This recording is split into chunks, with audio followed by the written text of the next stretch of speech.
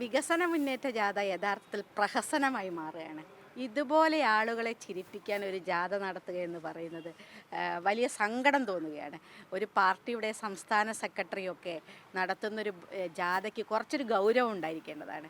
ഇതൊരു ഏതോ ഒരാളെ പിടിച്ചിട്ട് അയാളുടെ കയ്യിൽ പൈസ കൊടുക്കുക, എന്നിട്ട് തിരിച്ച് സ്റ്റേജിൽ വെച്ചിട്ട് ജാഥ ക്യാപ്റ്റന് കൊടുക്കുക, അത് കുറച്ച് കഴിഞ്ഞ് അപ്പം തന്നെ കീശയിലിട്ട് കൊടുക്കുക.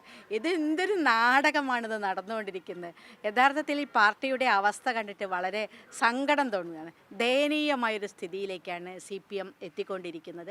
അവർക്ക് പിടിച്ചു നിൽക്കാൻ എന്താണ് ചെയ്യേണ്ടതെന്ന് അറിയാൻ കഴിയാത്തൊരവസ്ഥയാണ്. അതിന് പല നാടകങ്ങളും കളിച്ചുകൊണ്ടിരിക്കുകയാണ്.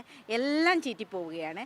എല്ലാം ആളുകൾ തിരിച്ചറിയുകയാണ്. പ്രത്യേകിച്ചും ഈ സോഷ്യൽ മീഡിയ കാലത്ത് ഇത്ര ആളുകളൊക്കെ വിജിലൻ്റായി ഓരോ കാര്യങ്ങളും ചെക്ക് ചെയ്തുകൊണ്ടിരിക്കുന്ന സമയത്ത് ഇതുപോലെയുള്ള പ്രഹസനങ്ങൾ നടത്താൻ നാണമില്ലേ CPM നേതാക്കന്മാർക്ക് എന്നതാണ്. അവർ അല്പമെങ്കിലും കാര്യങ്ങൾ ആലോചിച്ചിട്ടാണ് തീരുമാനിക്കുന്നത് ഇതൊക്കെ നടത്തുമോ. അപ്പം ജനങ്ങൾ എങ്ങനെയെങ്കിലും വിശ്വാസത്തിലെടുക്കാൻ വേണ്ടി എന്തൊക്കെയോ കാട്ടിക്കൂട്ടാൻ ശ്രമം നടത്തുകയാണ്. പക്ഷേ അതൊന്നും നടക്കുന്നില്ല. ആളുകൾക്ക് കാര്യങ്ങൾ വളരെ കൃത്യമായി മനസ്സിലാവുന്നുണ്ട്. ഈ ഒരു ഭരണത്തിനെതിരെ അതിശക്തമായ വികാരമാണ് എല്ലാ സ്ഥലത്തുമുള്ളത്. അതൊരു ജാഥ നടത്തിയതുകൊണ്ടും ഇതുപോലെ ഒരു നാടകം നടത്തിയതുകൊണ്ടും തിരിച്ചു വരാൻ സാധിക്കുന്നതല്ല. എത്രയും വേഗം പിണറായി ഗവൺമെൻറ് അധികാരം വിട്ടൊഴിയണം എന്നുള്ളത് കേരളത്തിലെ ഓരോ കുട്ടിയും തീരുമാനിച്ചിരിക്കുകയാണ്. പ്രത്യേകിച്ചും ചെറുപ്പക്കാർ, ജോലി കിട്ടാതെ അലയുന്ന, റാങ്ക് ലിസ്റ്റിലുൾപ്പെടെ വന്ന് ഒന്നും ചെയ്യാൻ കഴിയാതെ എത്ര കുട്ടികളാണ് റാങ്ക് ലിസ്റ്റിൽ ഇടം പിടിച്ച് കഷ്ടപ്പെട്ട് പഠിച്ച് വന്ന ആളുകളൊക്കെ അവർക്ക് ഒരു തരത്തിലും നിയമനം കിട്ടാതെ നെട്ടോട്ടമിടുന്നൊരു സാഹചര്യമാണ്. അങ്ങനെ എല്ലാ അർത്ഥത്തിലും ജനം ബുദ്ധിമുട്ടിക്കൊണ്ടിരിക്കുന്നതിൽ ഇത് അവസാനിപ്പിക്കാൻ വേണ്ടിയാണ് ജനം തീരുമാനിച്ചിരിക്കുന്നത്. അല്ല, അത് തീർച്ചയായിട്ടും അങ്ങനെ ഒരു സംഭവം ഒഴിവാക്കപ്പെടേണ്ടത് തന്നെയായിരുന്നു.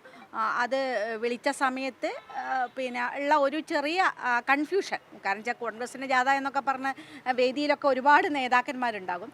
അപ്പം ആ സമയത്ത് അതിൻ്റെ കൺഫ്യൂഷനാണ് എന്നതാണ് നമുക്ക് തോന്നുന്നത്. എന്തായാലും അത്തരം സംഭവങ്ങളൊക്കെ ഒഴിവാക്കപ്പെടേണ്ടതാണ്. അതെ, കേരളത്തിലെ പോലീസ് ഭരണം, ആഭ്യന്തര വകുപ്പ് മുഴുവൻ പരാജയപ്പെട്ട സാഹചര്യമാണ് നമുക്ക് ഓരോ സംഭവത്തിലും കാണാൻ കഴിയുന്നത്. അത് ഏറ്റവും അവസാനമാണ് ഈ മാളിൽ വെച്ച് ആ ഒരു ചെറുപ്പക്കാരന് നേരെയുള്ള അതിക്രമങ്ങൾ, അത് SFIക്കാർ നടത്തിയത്. അതിനെതിരെ ഒരു ഏകപക്ഷീയമായി കേസെടുക്കുക, FIR ഇടുക. ഇതിങ്ങനെ സംഭവിച്ചുകൊണ്ടിരിക്കുകയാണ് കേരളത്തിൽ എല്ലാ സ്ഥലത്തും. അതെ, അതാ ആഭ്യന്തര വകുപ്പിൽ ഒരുപാട് പ്രശ്നങ്ങൾ വന്നുകൊണ്ടിരിക്കുന്നൊരു കാലഘട്ടം കൂടിയാണല്ലോ. അത് പുതിയ സംഭവമല്ല. പോലീസിനെതിരെ വലിയ തോതിൽ പ്രതിരോധം വന്നുകൊണ്ടിരിക്കുന്നൊരു സാഹചര്യം കൂടിയാണ്.